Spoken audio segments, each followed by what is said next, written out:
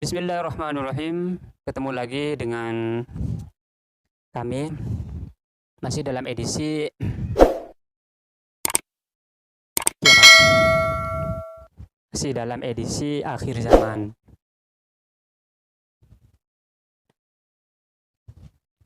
Baiklah, sumber primer dari kajian kali ini kita fokus kepada pembahasan Imam Mahdi. Sayyidina Al-Imam Mahdi radhiyallahu anhu.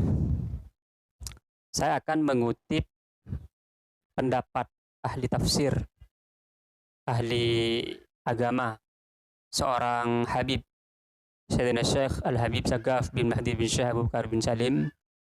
Sebenarnya pendapat ini sebenarnya 10 tahun yang lalu, bahkan lebih lama, belasan tahun yang lalu. Cuman saya angkat lagi, saya baru angkat karena agak rame. Ini di jilid 1, seri 1, Tafsir Nurul Iman, surat Al-Fatihah dan surat Al-Baqarah ayat 1 sampai 85 oleh Sayyidina Syekh Al-Alim Al-Allamah Al-Arif Billah Sayyidina Syekh Al-Kabir Al-Habib Sagaf bin Mahdi bin Syekh Abu Bakar bin Salim. Perlu saya ulang kembali, nah ini penting sekali. Beliau adalah ahli agama. Pengetahuan agamanya sempurna. Ilmu tafsir Al-Quran, ilmu hadis, usul fikih, ilmu balaghah, nahwu, mantiq, macam-macam. Yang kedua, beliau adalah ahli ilmu umum, ahli ilmu eksakta, fisika, biologi, matematika. Yang ketiga, beliau adalah seorang waliullah besar. Ya, dan yang mengetahui ini atau yang menyatakan atau yang berpendapat atau yang mengakui bahwa beliau wali besar, bukan saya, tapi memang wali-wali besar yang lain. Ada manakibnya, insya Allah sedang disusun. Dan ini adalah hasil dari pengetahuan beliau yang sempurna. Saya akan mengawali di sini dengan bahwa tiada kebenaran mutlak kecuali milik Allah Subhanahu wa taala. Wallahu a'lam bishawab. Dan kesempurnaan mutlak itu adalah milik Allah Subhanahu wa taala. Ini adalah penafsiran seorang manusia. Tetapi meskipun demikian, ini penafsiran tidak bisa diremehkan. Karena ini bukan ulama abal-abal. Beda dengan ulama yang misalnya hanya tahu ilmu agama saja, tahu ilmu umum saja, nggak bisa menafsirkan, atau bisa ilmu agama tapi dia belum mencapai taraf waliullah. Ini waliullah. Bisa jadi ini adalah salah satu kasyaf dari beliau. Tentang Imam Mahdi, ayatnya masih sama yang beliau tafsirkan itu halaman 186 ayat 29. A'udzubillahi minasyaitonir rajim. Bismillahirrahmanirrahim. Huwallazi khalaqa lakum ma fil ardi jami'an tsumma istawa ilas sama'i fasawwahunna sab'a samawati wa huwa bikulli syai'in alim. Jadi Imam Mahdi itu sekarang ini belum turun. Di sini dijelaskan, belum. Turunnya itu nih, turunnya Imam Mahdi nanti dekat kiamat. Masih 4.999.990.000.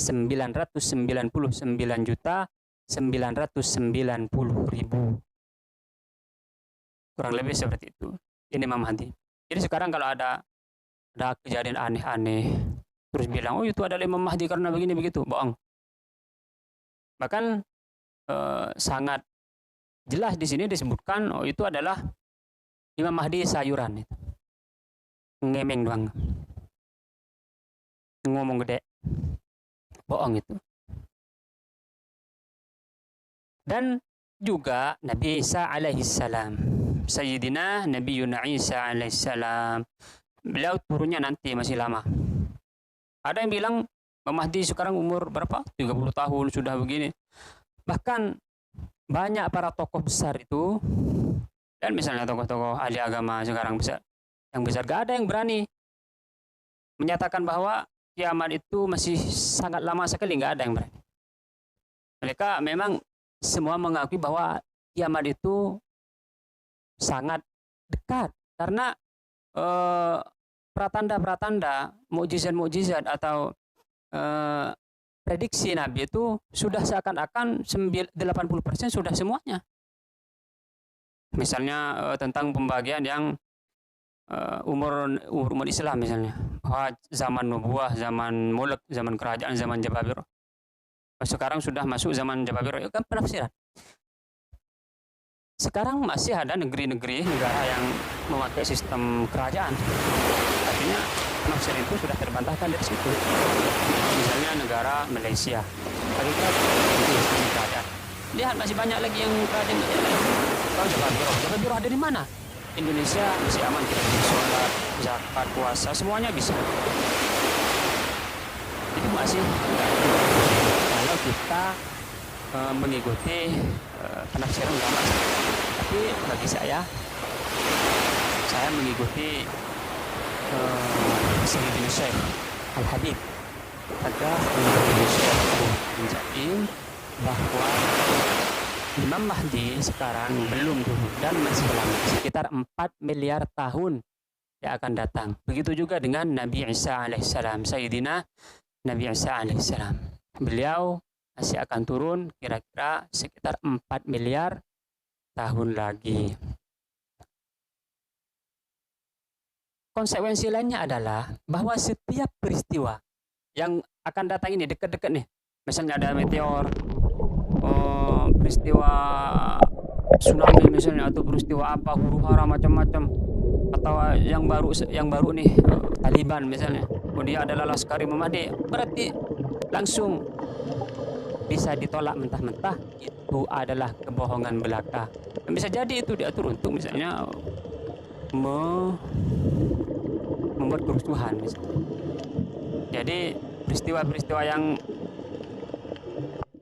10 tahun yang akan datang dari sekarang, 20 tahun, atau 30 tahun, 100 tahun, 200 tahun, 1000 tahun dari sekarang nih.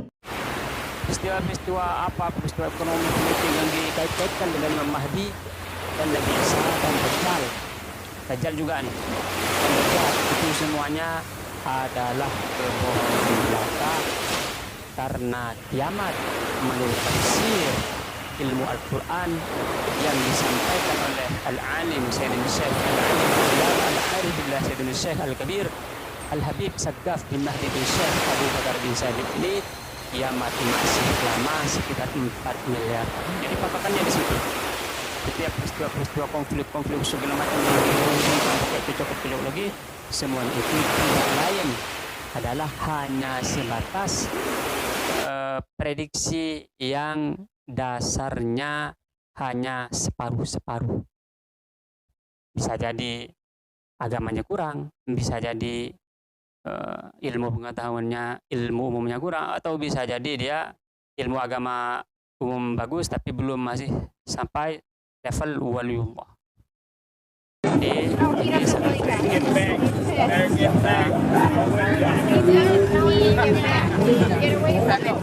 ada yang bilang nih, waduh, kalau begitu enak dong.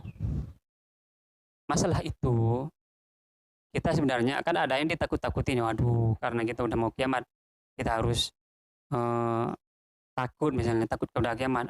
Ini sudah ada kekeliruan yang tipis sekali. Kita nggak takut kiamat. Kita ini takut kepada Allah Subhanahu wa taala. Bagaimana? Jadi kalau kita sudah tahu nih misalnya kiamat, kita bukan hanya kita tapi 100 keturunan kita mungkin belum nyampe kiamat itu. 100 keturunan. Jadi kita persiapkan diri bagaimana membersihkan hati kepada Allah Subhanahu wa taala, kita akan menyongsong kehidupan yang baru. Jadi demikian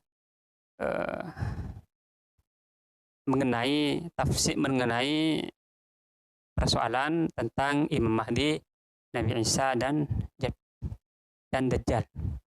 Demikian saya akhiri dengan ucapan bahwa kebenaran mutlak adalah milik Allah Subhanahu wa taala, dan wallahu alam bissawab.